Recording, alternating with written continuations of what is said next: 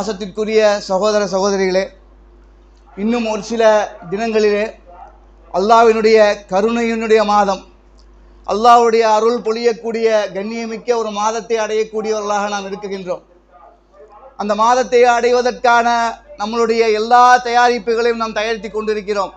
சஹரு தேவைக்காக, இஃப்தியார் தேவைக்காக, அந்த மாதம் முழுவதும் நமக்கு பயனடையக்கூடிய என்னென்ன வழிகள் இருக்கிறதோ அதையெல்லாம் நாம் தேர்வு செய்து தயார்படுத்தி கொண்டிருக்கக்கூடிய இந்த சமயத்திலே ஒரு முக்கியமான ஒரு விஷயத்தையும் நாம் தயார் செய்ய வேண்டிய ஒரு சூழல் உள்ளது. ஒரு முக்கியமான ஒரு அம்சம் நம்முடைய வாழ்க்கையில் ஏற்பட வேண்டி இருக்கிறது. அந்த அம்சம் இல்லாமல் நம்ம அந்த மாதத்தை அடைந்தோம் என்று சொன்னால், அந்த அம்சம் இல்லாமல் நம்ம அந்த மாதத்தை கடந்தோம் என்று சொன்னால், அந்த மாதத்திலே இருக்கக்கூடிய மிக முக்கியமான பயன்கள் நமக்கு எதுக்குமே கிடைக்காமல் போய்விடும். அது என்னன்னு சொன்னால் உறவுகள்.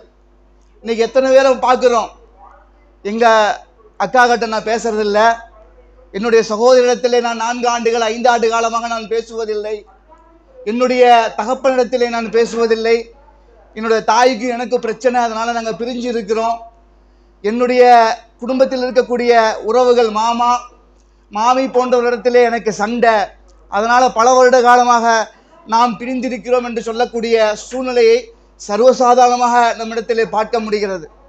மன்கான யுக்மினு பில்லாஹி வல் யௌமில் ஆஹிரி, யார் அல்லாஹ்வையும் அல்லாஹ்வுடைய தூதரையும் நம்பிக்கை கொள்கிறார்களோ அவர்கள் இரத்த உறவை பேணி வாழட்டும் என்பதாக சொல்லி காட்டுகிறார்கள்.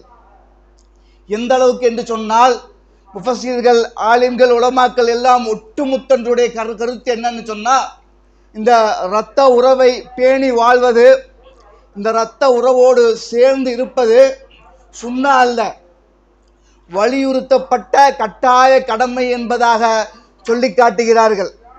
எந்த அளவுக்கு சொன்னால், அல்லாஹ்வுடைய தூதர் நபிகள் நாயகம் ஸல்லல்லாஹு அலைஹி வஸல்லம் அவர்கள் ஆரம்ப காலத்திலே அவர்கள் எடுத்துரைத்த அந்த ஏகத்துவ பணியிலே முக்கியமான ஒரு அம்சமாக ரசூல் ஸல்லல்லாஹு அலைஹி வஸல்லம் அவர்கள் இந்த ஏகத்துவ கொள்கையை எடுத்து வைக்கக்கூடிய அந்த நேரத்திலே, ஆரம்ப கட்ட காலகட்டத்திலே முக்கியமான ஒரு அம்சமாக இந்த இரத்த உறவை பேணி வாழ வேண்டும் என்பதாக சஹாபாக்களுக்கு வலியுறுத்துவதை நான் பார்க்க முடிகிறது. உதைபியா உடன்படிக்கைக்கு பிறகு அல்லாஹ்வுடைய தூதர் நபிகள் நாயகம் ஸல்லல்லாஹு அலைஹி வஸல்லம் அவர்கள் எல்லா நாட்டிற்கும் கடிதம் எழுதுகிறார்கள். எல்லா அரசர்களுக்கும் கடிதம் எழுதி அனுப்பும் பொழுது, ரோம் நாட்டை ஆட்சி செய்து கொண்டிருக்கக்கூடிய ஹெர்குலஸ் மன்னனுக்கு அந்த கடிதம் கிடைக்கிறது. அந்த கடிதத்தை படித்து பார்த்தவுடன் அந்த ரோம் நாட்டினுடைய அந்த மன்னன் சொல்கிறான், மக்கா நகரத்திலிருந்து யாராவது நம் நாட்டிற்கு வந்திருந்தால் அவர்களை அழைத்து வரும்படி சொல்லுகின்றான். அப்பொழுது அபு சுஃபியான் அவர்கள் இஸ்லாத்தை ஏற்கவில்லை. இங்கு நன்றாக கவனிக்கக்கூடிய விஷயம் என்னன்னு சொன்னா, அவங்க கூட்டிட்டு வர்ற அந்த அபு சுஃபியான் அவர் கூட்டிட்டு வந்த அந்த நேரத்தில் அவர்கள் இஸ்லாத்தை ஏற்கவில்லை, காஃபிராக இறை மறுப்பாளராக இருக்கிறார். அந்த ஹெர்குல் மன்னன் முன்னாடி அபு சுஃபியானை கூட்டிட்டு வர்றாங்க. அவன் கேட்கிறான், உங்க நாட்டில் இருக்கக்கூடிய முகமது என்று சொல்லக்கூடிய ஒரு நபர் எனக்கு கடிதம் எழுதியிருக்காரு, அவருடைய கொள்கை என்னன்னு கேட்கும் பொழுது அந்த அபு சுஃபியான் சொல்றாங்க, அவருடைய கொள்கை அல்லாஹ்வை தவிர வேறு எதையும் வணங்கக்கூடாது என்பதாகவும் இரத்த உறவை பேணி வாழ வேண்டும் என்பதாகவும் தான் இருந்ததுன்னு சொல்றாங்க. அபு சுஃபியான் சொல்லக்கூடிய நேரத்தில் முஸ்லீம் இல்லை, அபு சுஃபியான் இஸ்லாத்தை ஏற்கவில்லை. அப்படி இருந்தக்கூடிய சூழ்நிலையிலும் கூட அபு சுஃபியான் என்ன சொல்றாங்க, அல்லாஹ்வுடைய தூதர் நபிகள் நாயகம் ஸல்லல்லாஹு அலைஹி வஸல்லம் அவர்கள் அல்லாஹ்வை வணங்க வேண்டும் என்பதாகவும் இரத்த உறவை சேர்ந்து வாழ வேண்டும் என்பதாகவும் கட்டளை இடுகிறார்கள். அன்னைக்கு வாழ்ந்த அரபு கூட்டத்தில் எல்லாம் நம்மள மாதிரி இல்லை.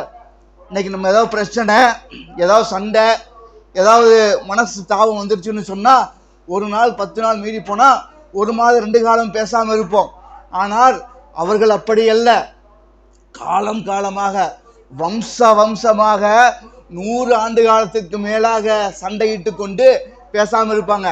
எங்கள் பாட்டனாருக்கும் அவங்க பாட்டனாருக்கும் ஆகாது, அதனால் நாங்கள் பேசுறது இல்லை, எங்கள் குடும்பத்திற்கும் அவங்க குடும்பத்திற்கும் ஒத்து வராது, அதனால பிரிஞ்சிருக்கோன்னு சொல்லி காலங்காலமாக 10 ஆண்டுகள் 20 ஆண்டு காலமாக பேசாமல் இருக்கக்கூடிய அந்த சூழ்நிலையிலும் கூட அல்லாஹ்வுடைய தூதர் நபிகள் நாயகம் ஸல்லல்லாஹு அலைஹி வஸல்லம் அவர்கள் இந்த ஏகத்துவ கொள்கையோடு சேர்த்து எதை சொல்றாங்க, இரத்த உறவை சிலத்துர் ரஹீம் என்று சொல்லக்கூடிய அந்த இரத்த உறவை பேணி வாழ வேண்டும் என்பதாக அந்த மக்களுக்கு கடிதம் எழுதுறாங்க, எடுத்து சொல்றாங்க. இமாம் புகாரி அவர்கள் பதிவு செய்கிறார்கள். இன்னொரு சூழல், மக்காவிலே சூழல் மாறுகிறது, கொஞ்சம் பஞ்சம் ஏற்படக்கூடிய ஒரு நிலைமை. அந்த நேரத்தில் அல்லாஹ்வுடைய தூதர் நபிகள் நாயகம் ஸல்லல்லாஹு அலைஹி வஸல்லம் அவர்கள் தன்னுடைய நாட்டில் இருக்கக்கூடிய ஒரு சில மக்கள்களை ஹிஜ்ரத் அனுப்புறாங்க.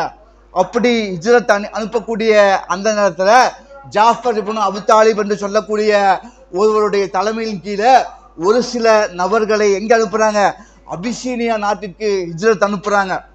இது எதற்காக சொல்லப்படுகிறதுன்னு சொன்னா, அல்லாஹ்வுடைய தூதர் நபிகள் நாயகம் ஸல்லல்லாஹு அலைஹி வஸல்லம் அவர்கள் இந்த ஏகத்துவ கொள்கையோடு சேர்த்து இந்த இரத்த உறவை எந்த அளவுக்கு பாதுகாக்க வேண்டும், இந்த இரத்த உறவை எந்த அளவுக்கு நம்ம பேணி பாதுகாக்க வேண்டும் என்பதை கட்டளையிட்டு இருக்கிறார்கள் என்பதை உணர்ந்து கொள்வதற்காக இந்த வரலாறுகளை சொல்லப்படுகிறது. அப்படி ஜாஃபர் இப்னு அபூ தாலிப் அவங்களுடைய தலைமையில ஹிஜ்ரத் போகக்கூடிய அந்த நேரத்தில் நஜ்ஜாசி மன்னனுக்கு இந்த விஷயம் தெரிய வருது. இந்த மாதிரி மக்கள் இருந்து ஒரு சில நபர்கள் வியாபாரத்திற்காக நம்முடைய நாட்டிற்கு வந்திருக்கிறார்கள் என்று நஜ்ஜாசி மன்னனுக்கு தெரிஞ்ச உடனே அந்த நஜ்ஜாசி மன்னன் அவங்க கூப்பிட்டு அனுப்புறாங்க. கூப்பிட்டு அனுப்பிச்சு கேட்குறாங்க, உங்களுடைய நாட்டிலிருந்து நீங்கள் வந்திருக்கிறீங்களே, உங்களுடைய கொள்கைகள் என்னன்னு சொல்லும் பொழுது அவர்கள் சொல்லுகிறார்கள், நாங்கள் சிலை வணக்கத்தை செய்து கொண்டிருந்தோம், செத்ததை சாப்பிட்டு கொண்டிருந்தோம், இரத்த உறவை துண்டித்து கொண்டிருந்தோம். உறவை முறித்து கொள்ளக்கூடிய அந்த நேரத்தில் அவர் சொல்றாங்க, நாங்கள் சிலை வணக்கம் செஞ்சுட்டு இருந்தோம், செத்ததை சாப்பிட்டு வந்தோம், இரத்த உறவை துண்டித்து கொண்டிருந்தோம். ஆனால் எங்களிடத்திலே ஒரு நபி வந்திருக்கிறார், அல்லாஹ்வுடைய தூதர் நபிகள் நாயகம் ஸல்லல்லாஹு அலைஹி வஸல்லம் அவர்கள் வந்திருக்கிறார்கள். அவர்கள் சொல்லுகிறார்கள், ஒரு இறைவனை வணங்க வேண்டும், உண்மை பேச வேண்டும், பத்தினித்தனத்தோடு இருக்க வேண்டும், இரத்த உறவை சேர்ந்து வாழ வேண்டும் என்பதாக எங்களுக்கு அந்த தூதர் கட்டளையிட்டிருக்கிறார் என்பதாக ஜாஃபர் இப்னு அபூ தாலிப் அவர்கள் அந்த அபிசீனியா நாட்டு மன்னனத்தில் எடுத்து சொல்றாங்க. இந்த இரத்த உறவுங்கிறது எவ்வளவு முக்கியம், நம்ம சர்வசாதாரண சொல்றோம்.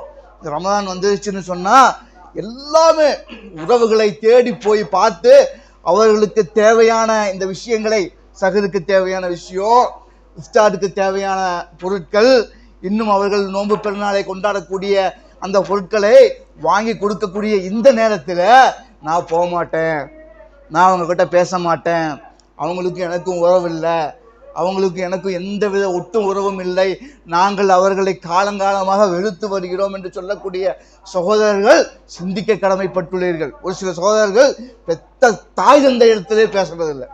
எங்கள் அப்பாவை பார்த்தா எனக்கு பிடிக்காது, எங்கள் மாமாவை பார்த்தா எனக்கு ஆகாது, எங்கள் மாமா வீட்டுக்கெல்லாம் நான் போக மாட்டேன், எங்கள் மாமிகிட்டெல்லாம் நான் பேச மாட்டேன் என்று சொல்லி இரத்த உறவை துண்டிக்கக்கூடிய ஒரு சகோதரர்களை நம்ம கண்கூட பார்க்குறோம். உறவுகளை ரெண்டு உறவு இருக்கு.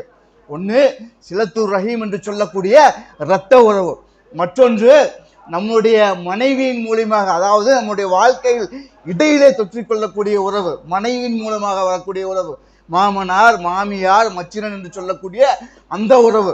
இந்த ரெண்டு உறவுமே மிக முக்கியமானது. குறிப்பாக இதில் இரத்த உறவு என்று சொல்லக்கூடிய நம்ம பிறந்தவுடனே நம்மோடு வரக்கூடிய உறவு, தாய் தந்தை, நம்முடைய சகோதரன், நம்முடைய சகோதரி, நம்முடைய தாயினுடைய சகோதரன், நம்முடைய தந்தையினுடைய சகோதரன், நம்ம தந்தையினுடைய சகோதரி, இந்த மாதிரி உறவுக்கு வரக்கூடிய இரத்த உறவு மிகவும் முக்கியமான உறவு. இந்த உறவை எக்காரணத்தை கொண்டும் நம்ம என்ன செய்யக்கூடாது, பிரியக்கூடாது. எக்காரணத்தை கொண்டும் அவர்களை நம்ம என்ன செய்யக்கூடாது, இழக்கக்கூடாது. இந்த ஒற்றை ஹதீஸே போதும் இரத்த உறவை நம்ம எந்த அளவுக்கு நம்ம பேணி பாதுகாக்கணும் என்பதை தெரிந்து கொள்வதற்காக. இந்த ஒரு ஹதீஸே போதும். அல்லாஹ் சுப்ஹானஹு வ தஆலா இந்த உலகத்திலே படைக்கக்கூடிய எல்லா படைப்பினைகளையும் படைத்து வச்சுட்டான். எல்லா படைப்பினைகளையும் படைத்து இந்த பூமியிலே அனுப்பிச்சு வச்சுட்டான். ஒரே ஒரு படைப்பு மட்டும் அல்லாஹ்வுடைய அர்ஷை தொட்டிக் கொண்டு சப்தமிட்டு கொண்டிருந்தது. அல்லாஹ் பார்க்கறான், யார் அதுன்னு சொல்லி பார்க்கும் பொழுது இந்த சிலத்துர் ரஹீம் என்று சொல்லக்கூடிய இரத்த உறவு அல்லாஹ்வுடைய அர்ஷை பிடித்து கொண்டு சப்தமிட்டு கொண்டிருந்தது. அல்லாஹ் கேட்கிறான், நீ போலையான்னு கேட்கும் பொழுது அந்த சிலத்துர் ரஹீம் என்று சொல்லக்கூடிய அந்த இரத்தம் உறவு சொல்லுகிறது, யா அல்லாஹ், எனக்கு நீ ஒரு வாக்கு தர வேண்டும். யா அல்லாஹ், நான் இந்த பூமியிலே போவதற்கு முன்னால் எனக்கு நீ ஒரு வாக்கு தர வேண்டும். அல்லாஹ் சொல்றான், என்ன கேளு, என்ன வேணும் உனக்கு?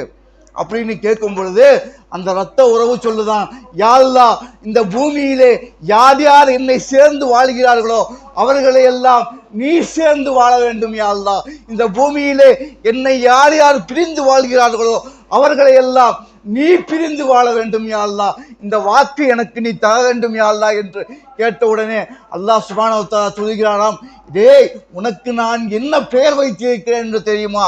அர் ரஹ்மான் அர் ரஹீம் என்று சொல்லக்கூடிய அந்த வரிசையிலே வரக்கூடிய சிலத்துர் ரஹீம் என்று சொல்லி என்னுடைய பெயரை உனக்கு வைத்திருக்கிறேன். உன்னை யார் யார் சேர்ந்து வாழ்வார்களோ அவர்களோடு நான் சேர்ந்து வாழுவேன். உன்னை யார் யார் பிரிந்து வாழ்கிறார்களோ அவர்களை நான் பிரிந்து வாழ்வேன் என்பதாக இரத்த உறவுக்கு அல்லாஹ் சுப்ஹானஹு வ தஆலா வாக்கு கொடுத்து இருக்கிறான் என்று சொன்னான். இந்த அளவுக்கு முக்கியமானது. இன்னைக்கு நம்ம ரமலான இடைய போறோம். ரமலான் மாசத்தை நோக்கி நம்ம சந்தோஷமா போறோம். நம்ம இடத்துல எல்லா விதமான காரியங்கள் இருக்கு. ஈமான் இருக்கு, இக்லாஸ் இருக்கு. அல்லாஹ் மீது இருக்கக்கூடிய அச்சத்தின் காரணமாக, அல்லாஹ் மீது இருக்கக்கூடிய பயத்தின் காரணமாக இந்த நோன்பை நம்ம நெருங்கிட்டு இருக்கிறோம். இந்த மாதிரி நெருங்கக்கூடிய நேரத்தில் நமக்கு எல்லா விதமான தகுதி இருக்கு. என்ன தகுதி? செய்யக்கூடிய எல்லா நல்லமல்களும் ஒப்புக்கொள்ளப்படக்கூடிய எல்லா தகுதியும் இருக்கக்கூடிய அந்த நேரத்தில் உறவை துண்டித்து வாழக்கூடிய அந்த ஒரு வேலை இருந்துச்சுன்னு சொன்னா, உறவை துண்டித்து வாழக்கூடிய அந்த ஒரு பழி நம்ம மேல இருந்துச்சு சொன்னா நம்மளுடைய அமல்கள் எந்த இடத்துல இருக்குங்கிறத சிந்திக்க கடமைப்பட்டிருக்கிறோம். எல்லாமே இருக்கு என்கிட்ட. நோன்பு இருக்கு, ஜக்காத்து கொடுக்குறேன், எல்லா தான தர்மங்களையும் செய்கிறேன், இரவு தொழுகை தொழுகிறேன், எல்லா விதமான அமல்களையும் செய்கிறேன். ஆனால் இரத்த உறவை நான் சேர்ந்து வாழவில்லை, இரத்த உறவோடு எனக்கு எந்த உறவும் இல்லை, நான் துண்டித்து விட்டேன் என்று சொன்னால் அல்லாஹ் நம்முடைய உறவை துண்டித்து விடுவான். சிந்திக்க கடமைப்பட்டிருக்கிறோம். அல்லாஹ்வுடைய தூதர் நபிகள் நாயகம் ஸல்லல்லாஹு அலைஹி வஸல்லம் அவர்கள் சொல்லி காட்டுகிறார்கள், மறுமையிலே அல்லாஹ் சுப்ஹானஹு வ தஆலா சிராத் என்று சொல்லக்கூடிய ஒரு பாலத்தை வைத்திருப்பானாம். சிராத் என்று சொல்லக்கூடிய ஒரு பாலத்தை வைத்திருப்பானாம். அந்த பாலத்தை கடக்காமல் யாரும் சுவனம் செல்ல முடியாது. அந்த பாலத்தை கடக்காமல் யாருமே சுவனம் செல்ல முடியாது. அப்படி அந்த பாலத்தை கடக்கக்கூடிய அந்த நேரத்தில் யார் அல்லாஹ்வுடைய தூதர் நபிகள் நாயகம் ஸல்லல்லாஹு அலைஹி வஸல்லம் சொல்லுகிறார்கள், இந்த சிலத்துர் ரஹீம் என்று சொல்லக்கூடிய இந்த இரத்த உறவு இடதுபுறத்திலும், அநீதம் என்று சொல்லக்கூடிய அநீதம், இந்த உலகத்தில் நம்ம அநீதம் செய்கிறோமே அந்த அநீதம் வலதுபுறத்திலும் நின்று இந்த சிராத் பாலத்தை கடக்கக்கூடிய மக்களை இழுத்து கீழே நரகத்தில் தள்ளணுமா. யார் யார் இந்த உலகத்திலே இரத்த உறவை துண்டித்து வாழ்ந்தார்களோ அவர்களை அந்த சிராத் பாலத்திலே அந்த இரத்த உறவு துண்டித்து வாழ்பவனை இழுத்து கீழே நரகத்திலே தள்ளோ, அநீதம் செய்து வாழ்பவர்களை வலதுபுறமாக இழுத்து நரகத்திலே தள்ளும் என்பதாக அல்லாஹ்வுடைய தூதர் நபிகள் நாயகம் ஸல்லல்லாஹு அலைஹி வஸல்லம் அவர்கள் சொல்லி காட்டுகிறேன்னு சொன்னா எந்த அளவுக்கு முக்கியத்துவம் நம்ம கொடுக்கணும். சர்வசாதாரண நினைச்சிட்டு இருக்கிறோம். அன்னைக்கு சகோதரர் சொல்றாரு, எங்க அப்பாவை பார்த்தாலே எனக்கு பிடிக்காது பை, அவர் அந்த வீதியில் வந்தாச்சுன்னு சொன்னால் நான் அந்த வீதி விட்டு போயிடுவேன், அவர் வீட்டில் வந்தால் நான் வீட்டில் இருக்க மாட்டேன், எங்கள் அம்மாவுக்கும் எனக்கும் பேச்சுவார்த்தை கிடையாது. அம்மா பார்த்தீங்கன்னு சொன்னால் கஷ்டப்பட்டு வாழக்கூடிய ஒரு தாயாராக இருப்பாங்க, ஹவுசிங் யூனிட்டில் வாழ்ந்துட்டு இருப்பாங்க, கவர்மெண்ட் கொடுக்கக்கூடிய வீட்டில் இருப்பாங்க. மகன் பார்த்தேன்னு சொன்னால் 10 லட்சம் 15 லட்சம் 20 லட்சம் கட்டி பெரிய வீட்டில் வாழ்ந்துட்டு இருப்பான். கேட்டேன்னு சொன்னால் எங்கள் அம்மாவுக்கும் என் மனைவிக்கும் ஒத்து வர்றதில்லை பாய், எங்கள் அம்மாவுக்கும் எங்கள் வீட்டுக்கும் ஒத்து வர்றதில்லை, அதனால் அம்மா தனியாக இருக்கிறாங்க, நம்ம தனியாக இருக்கிறோம். சரி பரவாயில்ல, சண்டையின் காரணமாக பிரிந்தாலும் கூட தாய்க்கு செய்ய வேண்டிய கடமைகளை செய்யணும்னு சொன்னால் இல்லை, அந்த தாயை போய் பார்க்கறது இல்லை, அந்த தாய்க்கு தேவையான உரிமைகளை கொடுப்பதில்லை, அந்த தாய்க்கு தேவையான பொருட்களை நம்ம வாங்கி கொடுக்காம ஒரு அனாதையை போன்ற அந்த தாயை தந்தையரை நம்ம என்ன செய்கிறோம், விட்டுறோம். எல்லாத்துக்கும் நம்ம உதவி செய்யணும். நம்ம ஃப்ரெண்ட்ஸோட பேக்கரிக்கு போகணும்னு சொன்னால், நண்பர்களோட எங்கேயாவது உணவு சாப்பிட்றதுக்கு போகணும்னு சொன்னால் 1000 2000 சொல்லி அள்ளி வீசுவோம். அந்த இடத்துல நம்ம ஒரு பெரிய ஒரு வள்ளல் மாதிரி, நம்ம ஒரு பெரிய செலவு செய்யக்கூடிய ஒரு மனப்பக்குவத்தை உடம்பு மாதிரி 1000 2000 சொல்லி அள்ளி வீசுவோம். அதே தங்கச்சின்னு வந்துச்சுன்னு சொன்னால் 100 ரூபாய் 200 ரூபாய் எண்ணுவோம். அக்கான்னு சொல்லி வந்துச்சுன்னு சொன்னால் 50 ரூபாய் 1000 தடவை நம்ம பார்ப்போம். அட அக்கா பையன் ஸ்கூலுக்கு சேராமல் கஷ்டப்பட்டுட்டு இருப்பா, தங்கச்சி சாப்பாட்டுக்கு வழி இல்லாமல் ரோட்டில் நின்றுட்டு இருப்பா, பெரியம்மா கஷ்டப்பட்டுட்டு இருப்பாங்க, பெரியத்தா சிரமப்பட்டுட்டு இருப்பாங்க. ஆனால் நம்ம என்ன செய்வோம், பேக்கரியில் போய் பிளாக் ஃபாரஸ்ட் சாப்பிடுவோம்.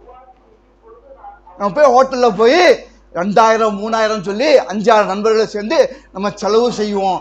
ஆனால் ரத்த உறவு என்று வந்துருச்சுன்னு சொன்னா கணக்கு பார்க்கக்கூடிய சகோதரர்கள் சிந்திக்க கடமைப்பட்டுள்ளீர்கள்.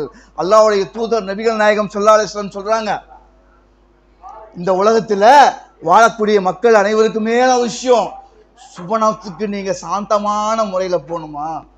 நம்ம எல்லாத்துக்கும் என்ன ஆசை? நம்ம எல்லாத்துக்கும் என்ன ஆசை? சொர்க்கத்துக்கு போகணும். அல்லாஹ்வுடைய அந்த மிகப்பெரிய அருட்கொடையான அந்த ஜன்னத்தில் ஃபிர்தௌஸ்ல நம்ம நுழையணும் தானே நம்ம ஆசை. அல்லாஹ்வுடைய தூதர் சொல்றாங்க, யார் ஒருவர் சலாத் சொர்க்கத்துக்கு போகணும் ஆசைப்படுறீங்களோ அவர்கள் சலாத்தை பரப்புங்கள், பசியோடு இருக்கக்கூடியவர்களுக்கு உணவளியுங்கள், உறவை சேர்த்து வாழுங்கள், இரவு வணக்கம் செய்யுங்கள், சாந்தமான நுழையில நீங்கள் சொர்க்கம் நுழைவீர்கள். அல்லாஹ் தூதர் சொல்றாங்க, என்ன செய்யறாங்க? சலாத்தை பரப்புங்க, பசியோடு இருக்கிறவர்களுக்கு உணவு கொடுங்க, உறவை சேர்த்து வாழுங்கள், இறுதியாக இரவு வணக்கம் செய்யுங்க, சாந்தமான முறையில் நீங்க என்ன செய்வீங்க? சொர்க்கத்துக்கு நுழைவீங்க. நம்ம ஆசை அதுதான், சொர்க்கத்துக்கு போகணும். சொர்க்கத்துக்கு போகணுங்கிற ஆசையால தான் நம்ம இந்த நோன்பு வைக்கிறோம், ஜக்காத் கொடுக்கிறோம், ஹஜ் செய்கிறோம், எல்லா விதமான கடமைகளும் நாம் செய்யக்கூடிய ஒரே நம்மளுடைய நோக்கம் நான் சொர்க்கத்திற்கு செல்ல வேண்டும். அப்படி எல்லாம் இருந்துட்டு கூட நம்மள்கிட்ட இந்த மாதிரி ஒரு பலவீனம், உறவை பேணி பாதுகாக்கிறது இல்லை, உறவை துணிச்சு சொன்னா நம்ம எல்லா அமல்களையும் செய்வோம், ஆனால் மறுமையிலே மிகப்பெரிய ஒரு இழப்பீட்டுக்கு நம்ம ஆளாயிடுவோம். சாதாரண நினைச்சிட்டு இருக்கிறோம், எதுவும் அக்கா தங்கச்சி உறவும் அண்ணன் தம்பி உறவும் அப்படியே இயற்கையாக வந்தது தானேன்னு சொல்லி. அல்லாஹ் சுப்ஹானஹு வ தஆலா இந்த உலகத்திலே தேர்ந்தெடுத்த மிக அற்புதமான உறவு இந்த அண்ணன் தங்கச்சி உறவு, இந்த அக்கா தம்பியுடைய உறவு. எந்த உறவுக்குமே அந்த ஒரு பலம் இருக்காது. ஹஜ்ஜாஜ் பின் யூசுப் என்று சொல்லக்கூடிய ஒரு மன்னன், மிக கொடூரமான மன்னன், நிறைய சஹாபாக்களை கொன்று குவித்தவன். ஆனாலும் கூட இவனுடைய வாழ்க்கை வரலாற்றிலே ஒரு சில நல்ல விஷயங்கள் இருக்கு. அந்த ஹஜ்ஜாஜ் பின் யூசுஃபுடைய ஆட்சிக்கு எதிராக ஒரு குடும்பம் கிளர்ச்சி செய்யுது. அந்த குடும்பத்தை சேர்ந்த அனைவருமே இந்த ஹஜ்ஜாஜ் யூசுப் அவங்க என்ன செய்யறாங்க? கைது செஞ்சுட்டாங்க. கைது செஞ்சு 3 பேர்த்துக்குமே தூக்கு கொடுத்துட்டாங்க. தூக்குதுங்க. அந்த குடும்பத்தை சேர்ந்த ஒரு பெண் வர்றாங்க, வந்து சொல்றாங்க, இந்த மாதிரி ஹஜ்ஜாஜ் பின் யூசுப் அவர்களே, என்னுடைய குடும்பத்தை சேர்ந்த இந்த 3 நபர்கள் நீங்க கைது செஞ்சிருக்கிறீங்களே, அது யாருன்னு கேட்டா, ஒன்று என்னுடைய கணவன், இன்னொன்று என்னுடைய சகோதரன், 3வது நான் பெற்ற பிள்ளை. ஒரே குடும்பத்தை சேர்ந்த கணவன், சகோதரன், மகன் 3 பேர்த்தையுமே கைது செஞ்சுட்டாங்க. அந்த பெண் வந்து கேட்குறாங்க, என்னுடைய கணவனை, என்னுடைய சகோதரனை, என்னுடைய மகனை 3 பேர்த்தையுமே நீங்கள் கொண்டுட்டீங்கன்னு சொன்னால் மிகப்பெரிய ஒரு இழப்பீடு ஆயிரும், எப்படியாவது உங்களை மன்னிச்சு விட்டுருங்கன்னு சொல்லும்போது ஹஜ்ஜாஜ் இப்னு யூசுஃப்க்கு என்ன சொல்கிறாங்க? ஒரு யோசனை வருது. ஒரு பெண்ணுடைய வாழ்க்கையில் மிக முக்கியமான ஒரு உறவு என்ன, ஒரு பெண்ணுடைய வாழ்க்கையில் மிக முக்கியமான உறவு என்னன்னு சொல்லி பார்க்கணும் என்பதை சோதிப்பதற்காக ஹஜ்ஜாஜ் இப்னு யூசுஃப் சொல்கிறாங்க, நான் உனக்கு சான்ஸ் தரேன், உனக்கு ஒரு சாய்ஸ். நீ ஒன்று உன்னுடைய கணவனை தேர்ந்தெடுத்துக்கோ, இல்லை உன் மகனை தேர்ந்தெடுத்துக்கோ, இல்லை ஒரு சகோதரனை தேர்ந்தெடுத்துக்கோ. 3 பேர்த்துல யாராவது ஒருத்தரை நீ தேர்வு செய்து கொள், அவர்களுக்கு நான் விடுதலை அளித்து விடுகிறேன், மீதி 2 பேர்த்துக்கு நான் தூக்கு கொடுத்துருவேன்னு சொல்லி சொல்கிறேன். அப்படி சொல்லும்போது அந்த பெண் யோசிக்கிறாங்க, யோசனைக்கு டைம் கொடுக்கப்படுறாங்க, கொஞ்சம் டைம் கொடுக்குறாங்க. அப்போ அங்கே இருக்கக்கூடிய அவையில் இருக்கக்கூடிய அமைச்சர்கள்லாம் பேசிக்கிறாங்க, இந்த பெண்ணு கணவனைத்தான் தேர்ந்தெடுப்பா, இந்த பெண்ணு கணவனைத்தான் தேர்ந்தெடுப்பா. ஒரு சில பேர் சொல்றாங்க, இல்ல இந்த பெண் தன் பெற்றெடுத்த பிள்ளை தான் தேர்ந்தெடுப்பா, ஏன்னா தாய் பாசம்ங்கிறது மிகச்சிறந்தது, உலகத்திலே கிடைக்காத ஒரு பாசம்னு சொன்னா அந்த தாய் பாசம் தான், அதனால அந்த பெண்ணு வந்து அந்த மகனை தான் தேர்ந்தெடுப்பான்னு சொல்லி சலசலப்பா பேசிட்டு இருக்கக்கூடிய அந்த நேரத்திலே யாரும் எதிர்பார்க்காத ஒரு தீர்ப்பு. அந்த பெண் சொல்றாங்க ஹஜ்ஜாஜ் இப்னு யூசுஃப்ட்ட, என்னுடைய சகோதரனை விட்டுருங்க, என்னுடைய சகோதரனை விட்டுருங்க, மீதி 2 பேர்த்த வேணா நீங்க எடுத்துக்கங்கன்னு சொல்லும் பொழுது ஆச்சரியப்பட்டு கேட்கிறாங்க ஹஜ்ஜாஜ் இப்னு யூசுஃப், எதற்காக நீ உன்னுடைய சகோதரனை தேர்வு செய்தாய்? ஒன்று நீ உன் கணவனை தேர்ந்தெடுத்திருக்கணும், உலகத்திலே உனக்கு வாழ்க்கை கொடுத்தவன் உன்னுடைய கணவன், அன்புக்கும் பாசத்துக்கும் மரியாதைக்கும் உரியவன், அல்லது உன்னுடைய மகனை தேர்ந்தெடுத்திருக்கணும், 10 மாதம் சுமந்து பெற்ற மகனையாவது நீ தேர்ந்தெடுத்திருக்கணும். இது 2 இல்லாம நீ சகோதரனை தேர்ந்தெடுத்ததுக்குண்டான காரணம் என்னன்னு கேட்கும் பொழுது அந்த பெண் சொல்லக்கூடிய வார்த்தை, கணவன் தான் மரியாதைக்குரியவன் தான், பாசத்திற்குரியவன் தான், என்னுடைய காதலுக்கு சொந்தக்காரன் தான் இல்லைங்களே. ஆனால் இந்த உலகத்திலே இந்த கணவன் மரணித்து விட்டால் 4 மாதம் 10 நாள் கழித்து அல்லாஹ் சுப்ஹானஹு வ தஆலா நாடினால் இதே இடத்தை நிரப்புவதற்கு அல்லாஹ் எனக்கு வேறு ஒரு கணவனை தரக்கூடிய வாய்ப்பு ஏற்படும். என்னுடைய மகன்தான், நான் பெற்றெடுத்த மகன்தான். ஒருவேளை அந்த மகனை நான் இழந்து விட்டேன் என்று சொன்னால், இந்த உலகத்திலே இந்த மகனை நான் பிரிஞ்சு விட்டேன் என்று சொன்னால், அல்லாஹ் நாடினால் நாளை எனக்கு இதே வயிற்றிலே அல்லாஹ் சுப்ஹானஹு வ தஆலா வேறு ஒரு குழந்தையை தருவதற்குண்டான பாக்கியத்தை ஏற்படுத்தி தருவான். ஆனால் இந்த சகோதரனை நான் இழந்தால், என்னுடைய சகோதரனை இந்த பூமி பந்திலே நான் தொலைத்து விட்டேன் என்று சொன்னால், வேறு ஒரு சகோதரனை இந்த உலகத்திலே எனக்கு கிடைக்காது. வேறு ஒரு சகோதரனை அல்லாஹ் எனக்கு தரமாட்டான். இவன்தான் சகோதரன். நான் வாழும் பொழுதும் எனக்கு இவன் தான் சகோதரன். நான் மௌத்தாகும் வரை எனக்கு ஒரே சகோதரன் தான். எனக்கு வேறு வாய்ப்பே கிடைக்காது. அதனால்தான் நான் இந்த சகோதரனை தேர்ந்தெடுத்தேன். எப்படியாப்பட்ட உறவு, எப்படியா ஒரு பாசம். நம்ம சொல்றோம் சாதாரணமா, தங்கச்சி தானே, அக்கா தானே, போனா போட்டும், கோச்சுக்கிட்டு போனா போட்டும், பேசலன்னா பரவாயில்ல, எக்கேட கெட்டு போட்டும் இப்படிங்கிற வார்த்தைகளை சர்வசாதாரணமா சொல்றோமே. அல்லாஹ் சுப்ஹானஹு வ தஆலா இந்த உலகத்திலே கொடுத்த மிகப்பெரிய ஒரு பொக்கிஷம் இந்த உறவு. அதே மாதிரி தான் இந்த மாமனார் மாமியார் என்று சொல்லக்கூடிய உறவு. நம்ம உறவு உறவுன்னு பேசிட்டோம்னா எல்லா ரத்த உறவுக்கு தான் மிக முக்கியமான ஒரு பாசம் இருக்கு. இந்த இடையில வந்த இந்த மனைவி மூலியமாக வந்த இந்த மாமனார் மாமியாருக்கு எந்த ஒரு முக்கியத்துவம் கொடுப்பதில்லை என்பதாக நினைச்சு கொண்டிருக்கிறோம். இந்த உலகத்திலேயே நம்முடைய தாய் தந்தைக்கு பிறகு நமக்காக பிரார்த்தனை செய்வதற்கு அல்லாஹ் தேர்ந்தெடுத்த மிகப்பெரிய ஒரு உறவு தான் இந்த மாமனார் மாமியாருங்கிற உறவு. நமக்காக நம்ம அம்மா துவா செய்யலாம், நமக்காக நம்மளுடைய அப்பா துவா செய்யலாம். ஆனால் நமக்காக தன்னுடைய மகளை கட்டி கொடுத்துட்டோம்னு சொல்லுகிற ஒரே நோக்கத்திற்காக எல்லா தொழுகைகளும் நமக்காக பிரார்த்தனை செய்யக்கூடிய ஒரு ஜீவன் இந்த உலகத்தில் வாழ்ந்துட்டு இருக்குன்னு சொன்னா அது இந்த மாமனார் மாமியார்ங்கிற உறவு தான். ஆக எந்த உறவையுமே நம்ம என்ன செய்யக்கூடாது, சர்வசாதாரணமா நினைச்சு நம்ம தூக்கி வீசக்கூடாது. அல்லாஹ்வுடைய தூதர் நபிகள் நாயகம் ஸல்லல்லாஹு அலைஹி வஸல்லம் சொல்றாங்க, இந்த உலகத்துல ஒரு மனுஷனுக்கு என்ன ஆசை, உனக்கு என்ன ஆசைன்னு கேட்டாலும் சொல்லுவோம், எனக்கு ரொம்ப நாள் வாழணும், ரெண்டாவது செல்வ செழிப்போட இருக்கணும். இது 2 ஆசைதான் அடிப்படையாக எல்லா மனிதர்களுக்கும் இருக்கக்கூடிய ஒரு விஷயம். அல்லாஹ்வுடைய தூதர் நபிகள் நாயகம் சொல்றாங்க, யார் ஒருவர் ரிஸ்க் தன்னுடைய வாழ்வாதாரம் அதிகப்படியாகணும்னு சொல்லி ஆசைப்படுறாங்களோ, யார் நீண்ட நாள் வாழ வேண்டும் என்று ஆசைப்படுகிறார்களோ அவர்கள் இரத்த உறவை சேர்ந்து வாழட்டும் என்பதாக அல்லாஹ்வுடைய தூதர் நபிகள் நாயகம் ஸல்லல்லாஹு அலைஹி வஸல்லம் அவர்கள் சொல்லி காட்டுகிறார்கள். அப்துல்லா இப்னு உமர் கேள்விப்பட்டிருப்போம். உமர் ரலியல்லாஹு தஆலா அன்ஹுடைய மகனார், நீண்ட காலம் வாழ்ந்த சஹாபி.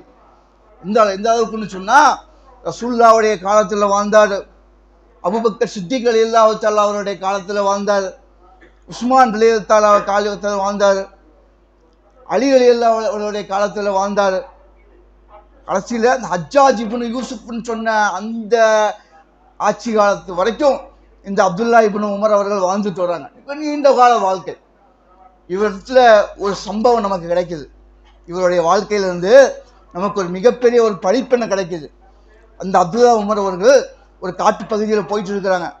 தன்னுடைய அடிமையான சாலிம் என்று சொல்லக்கூடிய தன்னுடைய அடிமையை கூட்டிட்டு ஒரு காட்டு பகுதியில் அப்படியே போயிட்டு இருக்கும் பொழுது முன்னாடி ஒரு காட்டு அரபி வர்றாரு. ஒரு காட்டு அரபி நடந்து வந்துட்டு இருக்காரு. இந்த அப்துல்லா இப்னு உமருக்கும் இந்த காட்டு அரபிக்கும் ஒரே வயசு தான் இருக்கும், ஒரே வயசு தான் இருக்கும். அந்த காட்டு அரபியை பார்த்த உடனே அப்துல்லா இப்னு உமர் என்ன செய்யறாங்க, அந்த ஒட்டகத்தை விட்டு கீழே இறங்கிடுறாங்க. இறங்கின உடனே அந்த காட்டு அரபி கேட்குறாரு, நீங்க உமரனுடைய மகனான்னு கேட்குறாரு. என்ன செய்யறாங்க, நீங்க உமரனுடைய மகனான்னு கேட்குறாங்க. அவ்வளோதான். கேட்ட உடனே இந்த அப்துல்லா இப்னு உமர் என்ன செய்யறாங்க, அப்துல்லா இப்னு உமர் தன்னுடைய சட்டையை கழட்டி அந்த காட்டு அரபிக்கு கொடுத்துட்றாங்க. தன்னுடைய ஒட்டகத்தையும் கொடுத்துட்றாங்க, தன்னுடைய தலைப்பாகையும் கொடுத்துட்றாங்க, தன்னிடத்தில் இருக்கக்கூடிய எல்லா பொருட்களையுமே கொடுத்துட்றாங்க.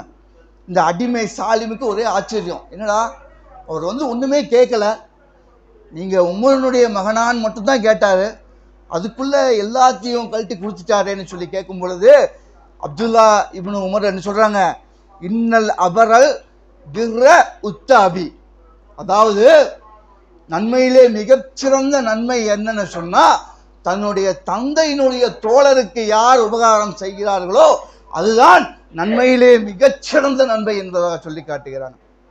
தந்தையினுடைய தோழருக்கு செய்யக்கூடிய நன்மையே மிகச்சிறந்த நன்மைன்னு சொன்னா தந்தையினுடைய அந்தஸ்தை நம்ம பார்க்கணும். எங்க நடக்குது நம்ம கிடைக்கக்கூடிய பாடம், தந்தையினுடைய தோழருக்கு நம்ம செய்யக்கூடிய உபகாரம் மிகச்சிறந்தது என்று சொன்னால் தந்தைக்கு நம்ம செய்யக்கூடிய உபகாரம் அல்லாஹ்விடத்தில் எந்த அளவுக்கு உயர்ந்திருக்கும். ஆக சிந்திக்க கடமைப்பட்டு இருக்கிறோம். நம்முடைய எல்லா நாட்களிலும், வாழக்கூடிய எல்லா நாட்களிலும் உறவுகளை முறிக்காமல் உறவை பேணக்கூடிய ஒரு நல்ல ஒரு வாய்ப்பினை, பாக்கியத்தை வல்ல ரஹ்மான் நம் அனைவருக்கும் தந்தருள் புரிவானாக. வாஹிர் தாவனா அல்ஹம்துலில்லாஹி ரப்பில் ஆலமீன்.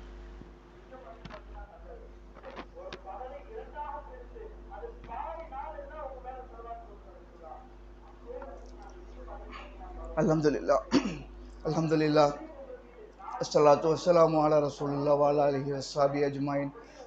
அல்ஹம்துலில்லாஹி ரப்பில் ஆலமீன்.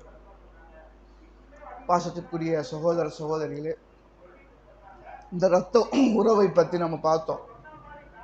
வரக்கூடிய ரமலான் மாதம் யார் ஒருவர் அல்லாஹ்வின் மீது இருக்கக்கூடிய அச்சத்தின் காரணமாக நன்மையை எதிர்பார்த்து யார் ஒருவர் இந்த ரமலான் மாதத்திலே நோன்பு நோக்கிறாரோ அவருடைய முகத்தை அல்லாஹ் சுப்ஹானஹு வ தஆலா 70 ஆண்டுகள் பயணத்தொலைவு தூரத்தில் இருந்து நரகத்திலிருந்து தள்ளி வைக்கிறான். யார் அல்லாஹ்வுக்கு பயந்து அவனுடைய அச்சத்தின் காரணமாக இந்த ரமலான் மாதத்தில் நோன்பு வைக்கிறாங்களோ அவருடைய முகத்தை அல்லாஹ் சுப்ஹானஹு வ தஆலா 70 ஆண்டுகள் தூரம் வைக்கிறான்னு சொன்னா, நரகத்தை விட்டு தூரம் வைக்கிறான்னு சொன்னா எந்த அளவுக்கு இந்த மாதம் கண்ணியமிக்க ஒரு மாதம். அந்த மாதத்தை அடையக்கூடிய நம்ம அந்த மாதத்தை அடைஞ்சிட்டேன்னு சொன்னா நம்மளுடைய சொல்லோ நம்மளோட சிந்தனை எல்லாமே நன்மையை செய்யக்கூடியதாக தான் இருக்கணும். நன்மையின் பாலில் நம்மளை நோக்கி நம்ம விரைந்து கொண்டு போகணும். அதை விட்டுக்கிட்டு சொந்த பந்தத்திட்ட நம்ம சண்டை போடுறது, உறவை வெட்டி வாழ்கிறது, அவங்க கிட்ட நான் பேச மாட்டேன், அவங்க வீட்டுக்கு நான் போக மாட்டேன், அதை நான் பார்க்க மாட்டேன்னு சொல்லி இந்த சின்ன சின்ன காரியமாக நினைத்து கொண்டு மிகப்பெரிய ஒரு இழப்புக்கு நம்ம ஆளாயிடக்கூடாது. நம்ம நினைக்கிறோம் ஒரு 5 வருஷமாக நான் தங்கச்சிட்ட பேசுறதில்ல, எங்கள் அப்பா அம்மாவுக்கும் எனக்கு எந்த வித உறவும் இல்லை, எங்கள் பெரியம்மா பெரியப்பாட்ட நான் போகிறதில்ல, எங்கள் அத்தாவுடைய சகோதரனுக்கும் நமக்கும் ஆகிறதில்ல, இப்படியான சில்லி பேச்சுகளை நம்ம நினச்சிட்டு இருக்கிறோம். அதெல்லாம் சாதாரணமான விஷயம், ரொம்ப சர்வசாதாரணமாக நினச்சிட்டு இருக்கிறோம். இந்த மாதிரி விஷயங்கள் நம்ம இடத்துல நம்ம சுமந்துட்டு நம்ம என்னதான் நோன்பு வச்சாலும், என்னதான் இரவு தொழுகை தொழுதாலும், எவ்வளவுதான் அள்ளி தான தர்மங்கள் செய்தாலும் எந்த பயனும் இல்லை. அல்லாஹ் சுப்ஹானஹு வ தஆலா நம்முடைய உறவை, நமக்கும் இருக்கக்கூடிய அல்லாஹ்வுக்கும் இருக்கக்கூடிய உறவை துண்டித்து விடுவான். நாளை மறுமையிலே சொர்க்கத்திற்கு செல்லக்கூடிய சிராத் என்னும் பாலத்தில் அந்த அநீதமும் இரத்த உறவும் கீழே தள்ளிவிடும். எல்லாத்துக்கும் மேலே அல்லாஹ்வுடைய கருணையும் பாசமும் அன்பும் நமக்கு கிடைக்காமல் போய்விடும். ஆகையால் நம்ம மனசுக்குள்ளே இருக்கக்கூடிய ஈகோவை எல்லாம் தூக்கி வீசிக்கொண்டு யார் இடத்துல நம்ம துண்டித்து இருக்கிறோமோ அவர்களிடத்தில் அழகிய முறையில் சலாம் சொல்லி அவர்களிடத்தில் அன்போடு பாசத்தோடும் பரிவோடும் நம்ம பழக வேண்டும். வரக்கூடிய ரமலான் மாதத்தில் முழுமையாக அடையக்கூடிய ஒரு நல்ல ஒரு பாக்கியத்தை, வாய்ப்பினை வல்ல ரஹ்மான் நம் அனைவருக்கும் தந்தருள் புரிவானாக. பிரிந்திருக்கக்கூடிய உறவுகளை சேர்த்து வாழக்கூடிய ஒரு மனப்பக்குவத்தை வல்ல ரஹ்மான் நமக்கு தந்தருள் புரிவானாக. சிரியாவிலும் பாலஸ்தீனத்திலும் இன்னும் உலக நாடுகளிலே எங்கெங்கே முஸ்லீம் மக்கள் அழிந்து கொண்டிருக்கிறார்களோ, அக்கிரமத்திற்கு ஆளாக்கப்பட்டிருக்கிறார்களோ அனைத்து மக்களுக்கும் அல்லாஹ் சுப்ஹானஹு வ தஆலா பரிபூர்ணமாக ஒரு நிவாரணத்தை வழங்குவானாக.